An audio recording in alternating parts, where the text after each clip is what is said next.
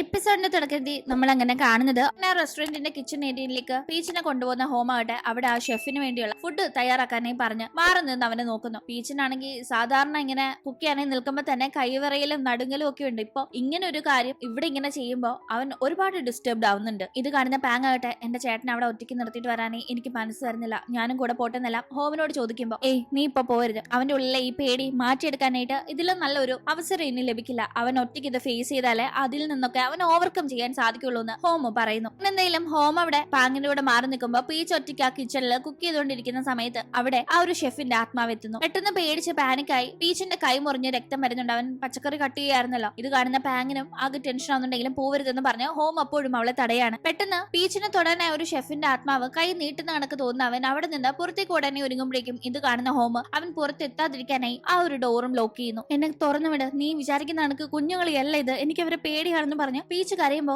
നീ അവരുടെ മരണത്തിന് കാരണക്കാരനായെന്ന് വിചാരിച്ചല്ലേ അവർ നിന്നിപ്പോ എന്തെങ്കിലും ചെയ്യുന്നു നീ ഇത്രയും പേടിക്കുന്നത്, എങ്കിൽ ആ പേടി വേണ്ട, ആക്ച്വലി നീ അല്ല, നീ കരുതുന്നത് പോലെ അവരുടെ മരണത്തിന് ഉത്തരവാദിയെന്ന് ഹോം പീച്ചിനോട് പറയുമ്പോ പീച്ച് ഒരു ഞെട്ടലോടുകൂടി എന്താ എന്ന് മനസ്സിലാവാതെ ചോദിക്കുകയാണ്. ആ സമയത്താണ് നമ്മൾ ആ ഫ്ലാഷ് ബാക്ക് കാണുന്നത്. അന്ന് പാങ് വഴി നടന്ന കാര്യങ്ങൾ അറിഞ്ഞ ശേഷം അവർ ആത്മഹത്യ ചെയ്തതാണോ എന്ന് ഒന്ന് അറിയണമെന്ന് ഹോമിന് തോന്നി. അതുകൊണ്ട് തന്നെ അവൻ കാര്യങ്ങൾ പരിശോധിക്കുമ്പോൾ ഗ്യാസ് അന്ന് ലീക്ക് ആയിട്ടുണ്ടായിരുന്നു, അത് ശ്വസിച്ചാണ് ഷെഫ് മരണപ്പെട്ടത് എന്നാണ് പോസ്റ്റ്മോർട്ടത്തിൽ ഉണ്ടായിരുന്നത്. അത് നാച്ചുറലായി ലീക്ക് ആയതാണോ അതോ ഇനി ഷെഫ് മനഃപൂർവ്വം ലീക്ക് ആക്കി അത് ശ്വസിച്ച് മരിച്ചതാണോ എന്നൊരു ക്ലാരിറ്റി ഇല്ല. അപ്പൊ അതിനെപ്പറ്റി അറിയണമെന്ന് ഹോം കരുതി. അങ്ങനെ അവൻ അന്ന് അവിടെ ഗ്യാസ് സപ്ലൈ ചെയ്യുന്ന ആ ഒരു ആളിനെ തേടി പിടിച്ച് സംസാരിക്കുന്ന സമയത്താണ് ആ ഒരു ഷെഫ് മരിക്കുന്നതിന് മുന്നേ ഗ്യാസ് കണക്ട് ചെയ്യാനായി താൻ ഇവിടെ വന്നിരുന്നു എന്നും പക്ഷെ സ്വന്തമായിട്ട് അത് ചെയ്തോളാം എന്ന് പറഞ്ഞ് ഷെഫ് സംസാരിച്ചിരുന്നെന്നും ഷെഫ് വളരെ കാര്യമായിട്ടാണ് അന്ന് സംസാരിച്ചിരുന്നത്. ലാസ്റ്റ് ആയിട്ട് തന്നെ ഷെഫിനെ കണ്ടു തന്നാണല്ലോ. അന്ന് അത്രയും ബോൾഡായി ഹാപ്പിയായി കോൺഫിഡന്റ് ആയി ഇത്രയും പ്രശ്നങ്ങൾ നടക്കുമ്പോഴും ലൈഫിൽ വളരെ ഒപ്റ്റിമിസ്റ്റിക് ആയി കണ്ട് സംസാരിച്ചിരുന്ന ആ ഒരു ഷെഫ് ഒരിക്കലും ആളുകൾ പറയുന്ന കണക്ക് സ്വയം മരണം തെരഞ്ഞെടുക്കുമെന്ന് എനിക്ക് തോന്നുന്നില്ല എന്ന് അയാൾ പറഞ്ഞിട്ടുണ്ടായിരുന്നു. ആക്ച്വലി ഇയാൾ പോയ ശേഷം എന്താണ് നടന്നതെന്ന് കാണുമ്പോൾ ഇയാൾ പറഞ്ഞ കണക്ക് തന്നെ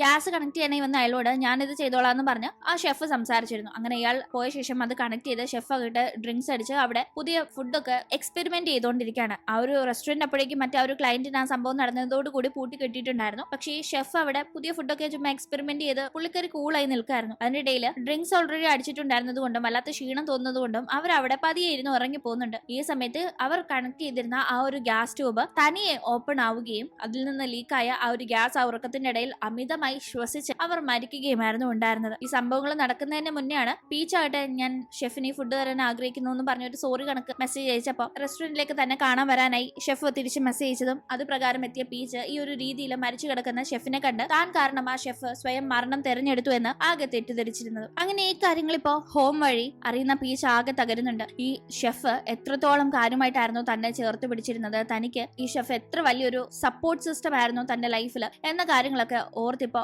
അവൻ ഭയങ്കരമായി പൊട്ടിക്കരയുന്നുണ്ട്. അറിഞ്ഞോ അറിയാതെയോ താൻ കാരണം ഈ ഒരു ഷെഫ് ഒരുപാട് സങ്കടപ്പെട്ടിട്ടുണ്ട്. എന്തായാലും താൻ കരുതി കണക്ക് താൻ കാരണമല്ല ആ ഷെഫ് മരിച്ചത് എന്നതിൽ ഒരുപാട് സമാധാനമുണ്ടെങ്കിലും അവർ താൻ കാരണം ഒരുപാട് സങ്കടപ്പെട്ടിട്ടുണ്ട് എന്നത് അവനെ ഭയങ്കരമായി ഇപ്പോ കുറ്റബോധത്തിലാക്കുന്നുണ്ട്. അതെന്തായാലും അറിഞ്ഞോണ്ടല്ലേലും സംഭവിച്ച കാര്യമായി പോയി അവനത് തിരുത്താനും സാധിക്കില്ല. അങ്ങനെ പീച്ചനെ സമാധാനിപ്പിച്ച് ഹോം തിരിച്ച് നീ കുക്ക് ചെയ്യും, എല്ലാ കാര്യങ്ങളും ഇതോടുകൂടി നല്ല രീതിക്ക് അവസാനിക്കട്ടെ എന്ന് പറഞ്ഞ് തിരിച്ച് പീച്ചിനെ പറഞ്ഞു വിടുന്നത്. അങ്ങനെ പീച്ച് ഒരുവിധം ആ ഒരു ഷെഫിന് വേണ്ടിയുള്ള ഡിഷ് കുക്ക് ചെയ്ത് ഇപ്പോഴത്തെയും കണക്ക് ചന്ദനത്തിരിയൊക്കെ കത്തിച്ച് പ്രാർത്ഥിക്കുമ്പോഴേക്കും അവൻ കൊടുത്ത ആ ഒരു ഡിഷ് അക്സെപ്റ്റ് ചെയ്ത് ആ ഒരു ഷെഫിന്റെ ആത്മാവ് അവിടെ നിന്ന് പോകുന്നത് നമുക്ക് കാണാം. അവൻ ഈ ഒരു ഷെഫിന് ഒരു ഡിഷിന്റെ ഫോട്ടോ അയച്ചു കൊടുത്ത് ഇത് ഞാൻ ഷെഫിന് വേണ്ടി ഡെഡിക്കേറ്റ് ചെയ്യാൻ ആഗ്രഹിക്കുന്ന രീതിയിൽ മെസ്സേജ് അയച്ചിട്ടുണ്ടായിരുന്നില്ല അവർ മരിക്കുന്നതിന് മുന്നേ. അതേ ഡിഷാണ് അവനിപ്പോ വീണ്ടും ട്രൈ ചെയ്യുന്നത്. ഈ ഷെഫ് മരണപ്പെട്ട ശേഷം അവൻ ഒരിക്കൽ പോലും ആ ഡിഷ് ഉണ്ടാക്കിയിട്ടില്ല. ഇപ്പൊ അത് വർഷങ്ങൾക്ക് ശേഷം ഉണ്ടാക്കി അവനത് നൽകുമ്പോഴേക്കും അത് വളരെ സന്തോഷത്തോടെ അക്സെപ്റ്റ് ചെയ്ത് ആ ഷെഫും അവിടെ നിന്ന് പറയാണ് ഒരിക്കലും പീച്ച് അറിഞ്ഞുകൊണ്ട് തന്നോട് ദ്രോഹം ചെയ്തിട്ടില്ല എന്ന് ആ ഒരു ഷെഫിനും അറിയാം. അങ്ങനെ ഈ ഒരു സംഭവത്തോടു കൂടി ലൈഫിൽ ഒരിക്കലും തന്നെ വിട്ടു പോകില്ല എന്ന് കരുതിയ വലിയൊരു കുറ്റബോധത്തിൽ നിന്നും കൂടി പീച്ച് മുക്തനാവുന്നു. അങ്ങനെ അവൻ ഒരു ആശ്വാസത്തോടെ അവിടെ നിൽക്കുന്ന സമയം ഹോം പതിയെ പീച്ചിന്റെ അടുത്തെത്തി സംസാരിക്കുകയാണ്. അങ്ങനെ അവിടെ ഇവർ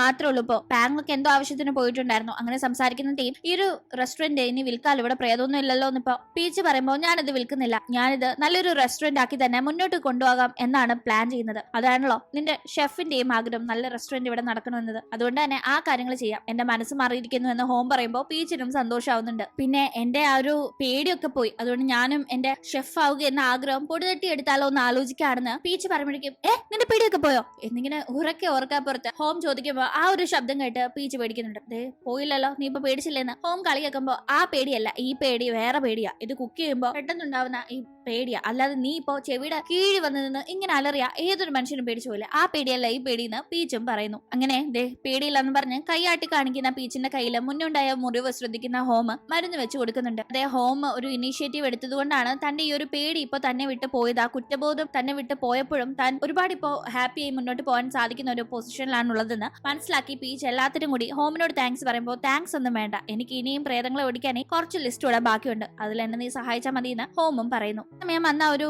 ആക്സിഡന്റ് എനിക്ക് നടന്ന് ഇങ്ങനെ ഒരു പ്രേതത്തെ കാണുന്ന പ്രശ്നം കൂടി എനിക്കില്ലായിരുന്നെങ്കിൽ ബെറ്റർ ആയിരുന്നു എന്ന് പലപ്പോഴും ഞാൻ ചിന്തിക്കാറുണ്ടെന്ന് പീച്ച് പറയുമ്പോൾ, അല്ല ആ ഒരു കാർ ആക്സിഡന്റ് ആരാ നടത്തിയത്, ആരും നിന്നെ ഇടിച്ചെന്ന് അറിയില്ലെന്ന് ചോദിക്കുമ്പോൾ അന്ന് പോലീസ് സ്റ്റേഷനിൽ കംപ്ലൈന്റ് കൊടുത്തെങ്കിലും അവരത് വലിയ അന്വേഷിച്ചൊന്നുമില്ല, പിന്നെ എനിക്കൊന്നും അറിയാൻ സാധിച്ചിട്ടില്ല എന്നായിരുന്നു പീച്ച് പറയുന്നത്. എന്തെങ്കിലും കാശുള്ളവരായിരിക്കും, അതായിരിക്കും പോലീസിന് കാശൊക്കെ കൊടുത്തതൊക്കെ മറച്ചു പിടിച്ചെന്ന് പറയുന്ന പീച്ചിനോട് എന്ത് വണ്ടിയായിരുന്നു ഓർമ്മയുണ്ടോ എന്ന് ഹോം ചോദിക്കുമ്പോൾ ഒരു യെല്ലോ കളർ സ്പോർട്സ് കാർ ആയിരുന്നു എന്ന് മാത്രം അറിയാം, അല്ലാതെ എനിക്ക് കൂടുതലൊന്നും അറിയില്ല എന്ന് പീച്ചും പറയുന്നു. ഇതേ സമയം ഈ ഒരു യെല്ലോ സ്പോർട്സ് കാർ ഇടിച്ച് നടന്ന പീച്ചിന്റെ ആക്സിഡന്റിന്റെ കാര്യങ്ങൾ അന്വേഷിച്ച് തന്നെയായിരുന്നു ക്യാൻ ഉണ്ടായിരുന്നത്. അവൾ ആ ഒരു ആക്സിഡന്റിന് ശേഷം പീച്ച് അഡ്മിറ്റ് ആയ ഹോസ്പിറ്റലിലേക്ക് ചെല്ലുമ്പോഴാണ് അവിടെ അവനെ പറ്റി അന്വേഷിക്കുമ്പോൾ അവൻ ആദ്യം ഈ ആക്സിഡന്റിലൂടെ മരിക്കുന്ന ഒരു അവസ്ഥയിലേക്ക് പോയി പിന്നെ ലൈഫിലേക്ക് മടങ്ങി വന്ന കാര്യമൊക്കെ അവൾ കേൾക്കുന്നുണ്ട്. കൂടാതെ മുന്നേ അവൾ കണ്ട് സംസാരിച്ച പോലീസുകാരനും അവൾ ആവശ്യപ്പെട്ടത് പ്രകാരം എന്തോ ഒരു വീഡിയോയോ അയച്ചു കൊടുക്കുന്നുണ്ട്. അങ്ങനെ ആ ഒരു വീഡിയോ ക്യാൻ അത് പ്ലേ ചെയ്യാനായി ഒരുങ്ങുന്നിടത്ത് ിലേക്ക് ഹോം പോകുന്നതാണ്. ആ ഒരു സമയം അവൻ ആലോചിക്കുന്നത് കുറച്ചു നാളുകൾക്ക് മുന്നേ അവന്റെ മുത്തശ്ശനും അങ്കിളും തമ്മിൽ സംസാരിച്ച ചില കാര്യങ്ങൾ അവൻ കേട്ടിട്ടുണ്ടായിരുന്നു. അതിനെ പറ്റിയാണ്, നീ ചെയ്ത കാര്യങ്ങൾ പ്രശ്നങ്ങൾ പരിഹരിക്കുകയല്ല, പ്രശ്നങ്ങൾ കൂടുതൽ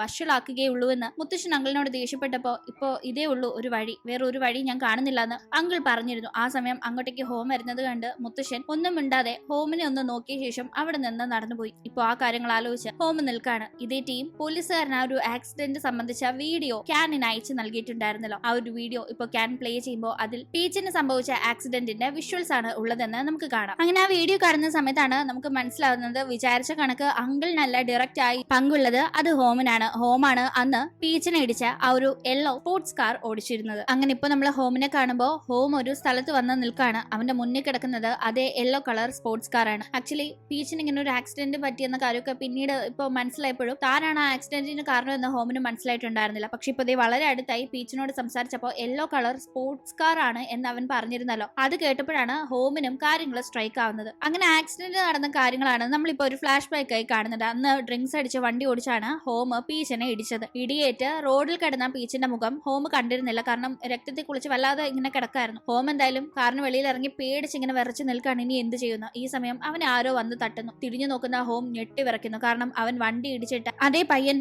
രക്തത്തെ കുളിച്ചൊരു പ്രേതമായി അവന്റെ മുന്നിൽ നിൽക്കുന്ന കാഴ്ചയാണ് കാണുന്നത്. ഈ ഒരു സംഭവം നടക്കുമ്പോൾ ഇവർക്കിടയിൽ ഒരു പരിചയമില്ല. ഇപ്പൊ അങ്ങനെ ഒരു കാഴ്ച കണ്ട് ലൈഫിൽ നടന്ന ആ ഒരു സംഭവം ഒരു ദുസ്വപ്നമായി വീണ്ടും ഓർത്തെടുത്ത് ഞെട്ടി വിറച്ച് ഉറക്കത്തിൽ നിന്ന് എണ്ണിക്കുന്ന ഹോമിനെയാണ് നമ്മൾ കാണുന്നത്. എന്തു പറ്റിയെന്ന് അടുത്ത് കിടക്കുന്ന പീച്ച് ചോദിക്കുമ്പോൾ ഒരു സ്വപ്നം കണ്ടു എന്ന് ഹോം പറയുന്ന ടീം ദുസ്വപ്നമല്ലേ വിട്ടുകളാ വന്ന് കിടക്കെന്നും പറഞ്ഞ് ഹോമിനെ പീച്ച് പിടിച്ചു കിടത്തുന്നു. ഈ ഒരു സമയം അല്ല നീ ഇങ്ങനെ എന്റെ അടുത്ത് വന്നിന്ന് പീച്ച് തന്റെ കൂടെ അല്ലായിരുന്നല്ലോ ഉണ്ടായിരുന്നത് എന്ന കാര്യം ഓർത്തെടുത്ത് ഹോം ചോദിക്കുമ്പോൾ അതെയല്ലേ, ഞാൻ ഇവിടെ അല്ലല്ലേ, പിന്നെ ഞാൻ എങ്ങനെ ഇവിടെ വന്നു എന്ന് ഒരു വല്ലാത്ത രീതിയിൽ സംസാരിക്കുന്ന പീച്ച് പെട്ടെന്ന് രക്തത്തിൽ കുളിച്ച ഒരു രൂപമായി മാറുന്നു. എന്നിട്ട് അവൻ വേഗം ഹോമിനെ നീയല്ലേ അന്ന് തന്നെ വണ്ടി ഇടിച്ച് കൊന്നെന്നും പറഞ്ഞ് അറ്റാക്ക് ചെയ്യാണ്. സത്യത്തിൽ ഇതും ഹോമിന് വന്ന ഒരു ദുസ്വപ്നം മാത്രമാണ്. പീച്ചിന് ആ ഒരു ആക്സിഡന്റിന് ശേഷമാണ് പ്രേതങ്ങളെ എൻകൗണ്ടർ ചെയ്യുന്ന ആ ഒരു എബിലിറ്റി വന്നത്. ആക്ച്വലി അത് എബിലിറ്റി എന്ന് പറയുന്നതിനേക്കാൾ അവനത് വളരെ ബുദ്ധിമുട്ടിക്കുന്ന ഒരു കാര്യമാണ്. അങ്ങനെ ഒരു കാര്യം പീച്ചിന് വരാൻ കാരണക്കാരൻ താനാണ് എന്ന വലിയ കുറ്റബോധം ഇപ്പൊ ഉള്ളിൽ കയറി കൂടിയിട്ടുണ്ടായിരുന്ന ഹോമിന് ഒരു സ്വസ്ഥതയില്ല. അങ്ങനെ ഈ ദുസ്വപ്നങ്ങളൊക്കെ കാരണം അവന് ഉറങ്ങാനേ പറ്റുന്നില്ല. അങ്ങനെ അന്ന് നേരം വെളുത്തു കഴിഞ്ഞ് ഇവരെല്ലാവരും കൂടി ഒത്തുകൂടുന്നുണ്ട്. ഇവൻ ഇനി അടുത്തതായി ചെയ്യാൻ പോകുന്ന കാര്യങ്ങൾ ഡിസ്കസ് ചെയ്യാനായി. ഈ സമയം ഹോം മാത്രം ഒരുമാതിരി വേഗിളെ പിടിച്ച കണക്ക് നടക്കാണ്. അവനാണെങ്കിൽ പീച്ചിനെ ഫേസ് ചെയ്യാനേ കഴിയുന്നില്ല. പീച്ചിനെ കാണുമ്പോഴൊക്കെ തന്നെ താൻ അവനെ ആക്സിഡന്റിൽ പെടുത്തി താൻ കാരണം അവൻ ഇങ്ങനെ ആയി എന്ന ഒരു കാര്യം കൊണ്ട് തന്നെ അറ്റാക്ക് ചെയ്യാൻ ഒരു പ്രേതം കണക്ക് വരുന്ന കണക്ക് ഒരു പേടിയാണ് ഹോമിന് വരുന്നത്. നീ എന്തൊന്നും മിണ്ടാത്തേന്ന് അവന്റെ നിപ്പ് കണ്ട് പീച്ച് അടുത്തേക്ക് ചെന്ന് ചോദിക്കുമ്പോൾ പീച്ചിന്റെ മുഖത്തേക്ക് നോക്കാതെ ഹോം ആകട്ടെ, അല്ല നമ്മൾ ചെയ്യാൻ തുടങ്ങിയ ഈ ഒരു കാര്യങ്ങൾ ഏതാണ്ട് നമ്മളൊരു ഹാഫ് ദ വേ ആയിട്ടുണ്ട്, ഇനി കുറച്ചുകൂടെ പ്രോപ്പർട്ടീസ് വിറ്റ് കഴിഞ്ഞാൽ കാര്യങ്ങൾ ഓക്കെ ആവുന്നൊക്കെ ഹോമും പറയുന്നു. അല്ല നീ എന്താ മുഖത്തോട്ട് നോക്കാത്തെ, നിനക്ക് എന്ത് പറ്റിയെന്നൊക്കെ ചോദിച്ച പീച്ച് ഹോമിന്റെ അടുത്തേക്ക് എത്തി സംസാരിക്കുമ്പോൾ ഹോം വളരെ ഡിസ്റ്റർബ്ഡ് ആവുന്നു. പീച്ചിനൊന്നും മനസ്സിലാവുന്നില്ലെങ്കിലും ഇത് കണ്ടു നിൽക്കുന്ന ക്യാനിന് കാര്യങ്ങൾ അറിയാലോ, അതായത് ഹോമാണ് പീച്ചിനന്ന് വണ്ടി ഇടിച്ചതെന്ന്. അതുകൊണ്ട് തന്നെ അവൾ ഇനി ഹോം ഇത് അറിഞ്ഞതുകൊണ്ടായിരിക്കോ അവൻ ഇങ്ങനെ പെരുമാറുന്നത് എന്നൊരു ഡൗട്ടിലാവുന്നു. ഹോം അവിടെ ഡിസ്റ്റർബ്ഡ് ആയി മാറിയിരിക്കുമ്പോൾ അവൾ അവന് ജ്യൂസ് കൊണ്ട് കൊടുക്കുന്നു. ആ ജ്യൂസ് കുടിക്കുന്ന അവൻ ഇത് ഭയങ്കര മധുരം ഉണ്ടല്ലോ എന്ന് പറയുമ്പോൾ നീ ഇപ്പൊ സ്ട്രെസ്ഡ് ആയിട്ടിരിക്കുകയാണെന്ന് മുഖം കണ്ടറിയാം, അതുകൊണ്ട് തന്നെ ഈ മധുരം ഉള്ളത് കുടിച്ചാൽ ഒരു ആശ്വാസം കിട്ടുമെന്നും പറഞ്ഞ് അങ്ങനെ അവൾ സംസാരിക്കുമ്പോൾ ഞാനൊരു ഡൗട്ട് ചോദിക്കട്ടെ, നീ നിന്റെ ഒരു ഫ്രണ്ടിനോട് വലിയൊരു തെറ്റ് ചെയ്തു, അറിഞ്ഞോണ്ടല്ല ചെറുതല്ലെങ്കിലും അവന്റെ ലൈഫിനെ സാരമായി ബാധിക്കുന്ന രീതിയിൽ ഒരു വലിയ തെറ്റ്. പിന്നീട് അത് മനസ്സിലാക്കിയ നീ സത്യങ്ങൾ അവനോട് ഏറ്റുപറഞ്ഞ് അവനോട് മാപ്പ് ചോദിക്കുവോ അതോ ഒന്നും അറിയാത്ത രീതിയിൽ അവനോട് മുന്നോട്ട് പോവോ, എന്തായിരിക്കും ചെയ്യാന്ന് ചോദിക്കുമ്പോൾ ഹോം അവന്റെയും ബീച്ചിന്റെയും കാര്യം ഉദ്ദേശിച്ചാണ് ചോദിക്കുന്നത് എന്ന് മനസ്സിലാക്കുന്ന ക്യാൻ ഞാൻ ആ തെറ്റിന് മാപ്പ് ചോദിക്കുക തന്നെ ചെയ്യും. അറിഞ്ഞുകൊണ്ടല്ലോ അങ്ങനെ സംഭവിച്ചത്, അതുകൊണ്ട് തന്നെ മാപ്പ് ചോദിച്ച് കാര്യങ്ങൾ ക്ലിയർ ചെയ്താൽ പിന്നെ എന്റെ മനസ്സ് ഫ്രീ ആവില്ലേന്ന് ഹോമിനെ ഉപദേശിക്കുന്ന കണക്ക് പറയുന്നതിനോടൊപ്പം തന്നെ എന്താ നീ വല്ല തെറ്റും ചെയ്തോ എന്ന് ചോദിക്കുന്നുണ്ട്. അത് കേൾക്കുന്ന ഹോം ഇല്ല ഞാനെന്ത് ചെയ്യാനാണെന്ന് മറ്റുള്ള ഉരുണ്ട് കളിക്കുന്നു. എന്തായാലും ഹോം ആകെ ഡിസ്റ്റർബ്ഡ് ആണ്. അവനൊരു തീരുമാനം എടുക്കാൻ കഴിയുന്നില്ല. രാത്രി കിടന്ന ഉറക്കം വരുന്നില്ല. കണ്ണടയ്ക്കുമ്പോഴൊക്കെ തന്നെ പീച്ച് ഒരു പ്രേതം കണക്ക് അവനെ അറ്റാക്ക് ചെയ്യുന്ന ആ ഒരു കാര്യം തന്നെയാണ് ഡിസ്റ്റർബ് ചെയ്യുന്നത്. എന്തായാലും കുറെ തീരുമാനിച്ച് ഒടുക്കം ഒരു ഫോൺ ചെയ്യുന്നു. വിളിക്കുന്നത് പീച്ചിനാണ്. ഈ ഒരു സമയത്ത് ഹോമിന്റെ കോൾ വരുന്ന പീച്ച് എന്ത് പറ്റിയത് ഈ സമയത്ത് ഒരു കോൾ എന്ന് ചോദിക്കുമ്പോൾ ഞാനൊരു ഡൗട്ട് ചോദിക്കാൻ വിളിച്ച നിന്റെ ഒരു ഫ്രണ്ട് നിന്നോട് വലിയൊരു തെറ്റ് ചെയ്തു എന്ന് നീ അറിഞ്ഞാല് എന്തായിരിക്കും നിന്റെ റിയാക്ഷൻ, പൊറുക്കുവോ അതോ പിണങ്ങുവോ എന്നൊക്കെ ചോദിക്കുമ്പോൾ അത് ആ ഒരു തെറ്റിന്റെ ആഴമനുസരിച്ചിരിക്കുമെന്ന് പീച്ച് പറയുന്നു. എന്നാലും നീ ഒന്ന് പറ, നിന്നോട് വലിയൊരു തെറ്റ് ആ സുഹൃത്ത് ചെയ്തെന്ന് പറയുമ്പോൾ ഞാൻ ആ സുഹൃത്തിന്റെ മുന്നിൽ അങ്ങനെ പ്രശ്നങ്ങൾ ഉണ്ടാക്കാനേ പോവില്ല. കാര്യങ്ങൾ അറിഞ്ഞ ശേഷം മറിച്ച് ഞാൻ നന്നായി ജീവിക്കും. എന്റെ ലൈഫ് കുളവാക്കണം എന്ന രീതിക്ക് എനിക്ക് പാറ എന്ന സുഹൃത്തിന്റെ മുന്നിൽ നന്നായി ജീവിച്ചു കാണിക്കുന്നതായിരിക്കല്ലോ എനിക്ക് ചെയ്യാൻ പറ്റുന്ന ഏറ്റവും വലിയ റിവെഞ്ച് എന്നായിരുന്നു പീച്ച് പറയുന്നത്. അങ്ങനെ എന്താണ് നിന്റെ മനസ്സിലുള്ളതെന്ന് ഹോം ചോദിക്കുമ്പോൾ എനിക്ക് കുക്കിംഗ് വളരെ ഇഷ്ടമാണ്. ഞാൻ വലിയൊരു ഷെഫ് ആവണമെന്ന് ആഗ്രഹിച്ച ഒരാളാണ്. ഒരു വലിയ VIP ഗസ്റ്റിന് ഞാൻ ഫുഡ് കുക്ക് ചെയ്ത് കൊടുക്കണം. ആളെന്റെ ഫുഡ് നന്നായിട്ടുണ്ടെന്ന് പറയണം. അതൊക്കെയാണ് എന്റെ ലൈഫിൽ ഇപ്പോഴത്തെ ആഗ്രഹങ്ങൾ എന്നൊക്കെ പീച്ച് പറയുമ്പോൾ ഈ ഒരു കോൺവെർസേഷൻ കേൾക്കുന്ന പാങ് ആകട്ടെ ഞാൻ ഇതൊക്കെ ലൈവായിട്ട് എന്റെ യൂട്യൂബ് ചാനലിൽ ഇടും, നാലാൾ അറിയട്ടെ എന്റെ ചേട്ടന്റെ കൈപ്പുണ്യൊന്ന് അവളും പറയുന്നു. അങ്ങനെ ഇതൊക്കെ കേൾക്കുന്ന ഹോം ആകട്ടെ ശരിയെന്ന് പറഞ്ഞ് കോള് കട്ട് ചെയ്യുന്നുണ്ട്. എന്തോ ഇപ്പൊ നടന്ന ഈ ഒരു കോൺവെർസേഷൻ കേട്ട് അവന് എന്തൊക്കെയോ ഐഡിയാസ് മനസ്സിൽ വന്നിട്ടുണ്ടെന്ന് തോന്നുന്നു. ശേഷം എന്താണ് സംഭവിക്കുന്നത് നമുക്ക് അടുത്ത എപ്പിസോഡിലൂടെ കാണാം. ഇന്നത്തെ വീഡിയോ ഇഷ്ടമായാൽ മറക്കാതെ ലൈക്ക് ചെയ്തും ഷെയർ ചെയ്തും സബ്സ്ക്രൈബ് ചെയ്തും സപ്പോർട്ട് ചെയ്യണേ. അപ്പൊ വീണ്ടും പുതിയൊരു എപ്പിസോഡുമായി കണ്ടുമുട്ടും വരെ ബൈ.